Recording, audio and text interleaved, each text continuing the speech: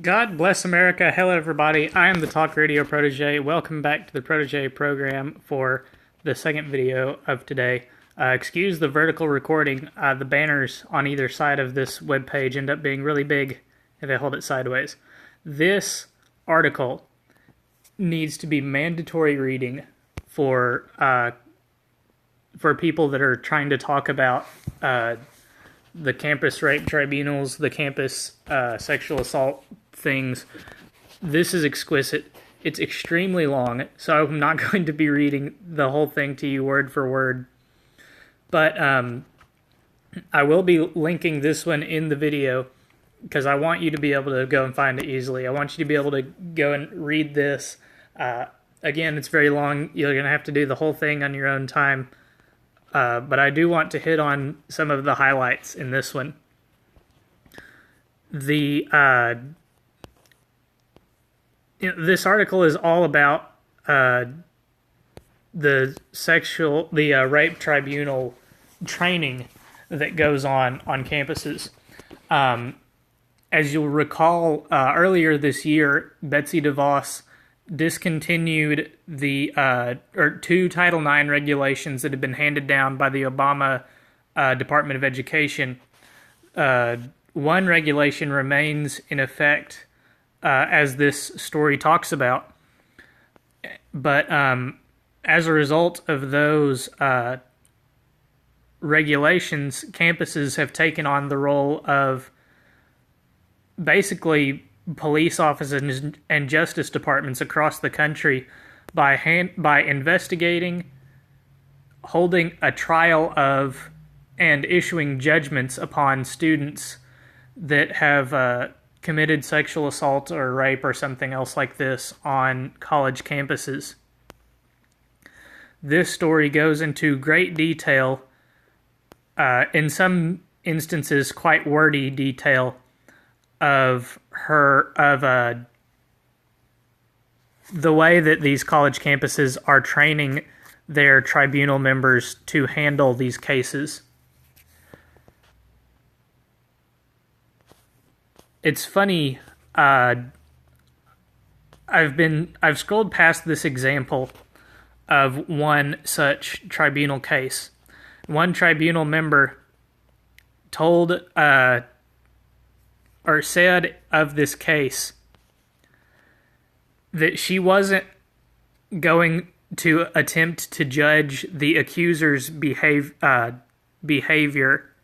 in the case because she couldn't enter the mind of the accuser. And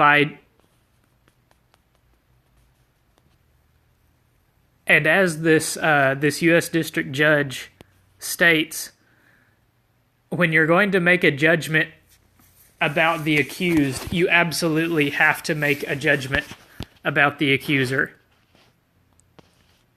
As this district judge says, what happened here was that a training presentation was given that resulted in at least one panelist completely disregarding an entire category of evidence.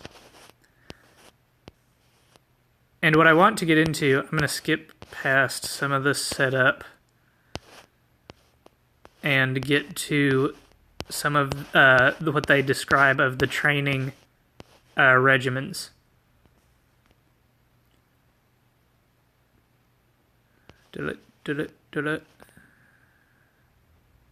Aha. This one is interesting. The biggest problem with these training materials is that if the accuser comes in, contradicts herself and the evidence, all that gets explained away because of trauma. Junk science like that makes it extraordinarily hard for students to defend themselves effectively. Schools cherry-pick studies without actually understanding anything about them. They just take this chicanery at face value. Students would need to pay a lawyer and then pay that lawyer to find a neuroscience expert who is both willing and qualified to take on this issue. Imagine that. Imagine if our court system judged cases and said one person's testimony in a case is so valuable that we can ignore any inconsistency and we can chalk up inconsistency to quote-unquote trauma. Now, I don't want to pretend like surviving a rape is not traumatic. I don't want to pretend like surviving an assault where you fear for your life would not be traumatic. But when the alleged assault that is described exists in such a way that an individual had total control in the entire situation, there's no way that this can be traumatic.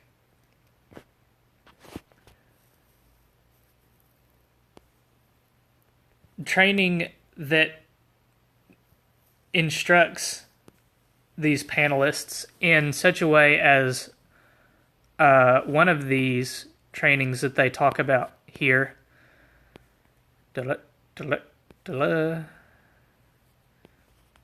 Oh, where is it?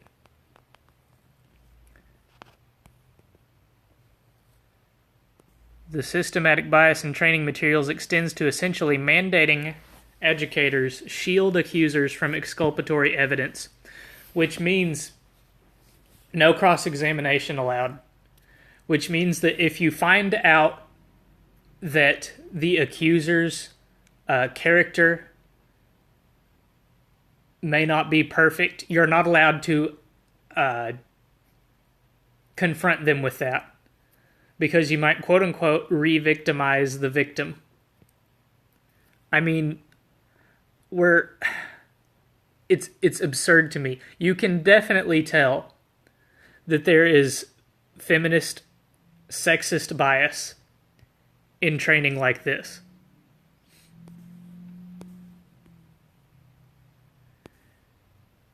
That you're not allowed to question an accuser's character because the accuser is the first one to come forward and make an accusation. Imagine that a young man were to come forward and accuse a female of sexual assault.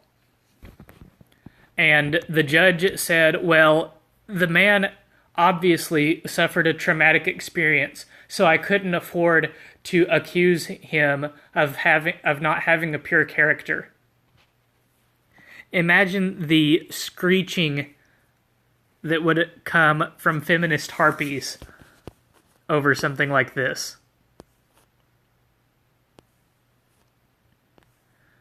As you can see, this is very long.